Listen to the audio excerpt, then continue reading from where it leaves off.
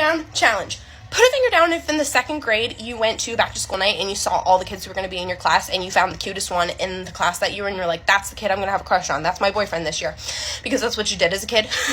And you were friends with this other little girl who also had a crush on that kid. But that was the only reason you guys were friends. You actually didn't really like her as a person. And then one day she was like really flirting it up with the kid that you had a crush on. And the kid that you had a crush on was like, I actually really like Jessica. And you were like...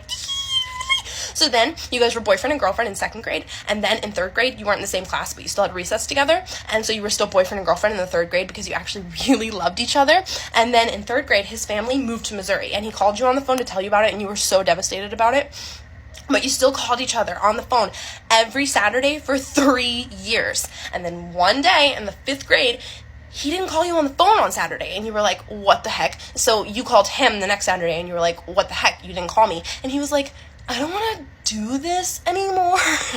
And then you literally cried on your bed for like 2 hours and your mom had to come and console you. And then you went through middle school just kind of keeping in contact with that kid. And then in a freshman year of high school, that summer between freshman year and sophomore year, that same kid from 2nd grade finds you on Facebook, adds you on Facebook, and then sends you a message and is like, hey, me and my family are on vacation in Australia right now, so like stay up until 10 o'clock so that we can talk to each other. And you guys do that for like a week and talk to each other. And then you guys are like, wow, we haven't seen each other in 7 years. Maybe you should come spend Christmas with my family. And he asks his mom if he can go, and she says yes, thinking that your dad will say no. And you ask your dad if he can come, and he says yes, thinking that his mom will say no. And so you guys get to spend Christmas together of 2010, and he gets to meet your whole family, and it's amazing. And you guys date long distance for about 5 months, and then you break up with him because you're an idiot. And then he dates this really awful girl who's like really mean to you, even though she lives like in a completely different state and doesn't even know you.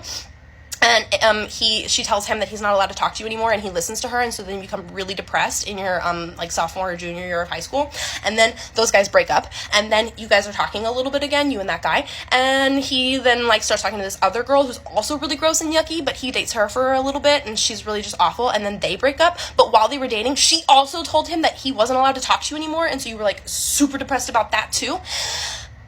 And then after senior year, he texts you and he's like, actually, you're the most amazing person ever, and I'm really sorry that I did all that shit to you in high school, and if you will let me, I'll spend the rest of our lives proving to you that I will love you forever and never leave you ever again. And that was in the summer of 2013, and you guys got married 6 years ago, and now you have 2 children together.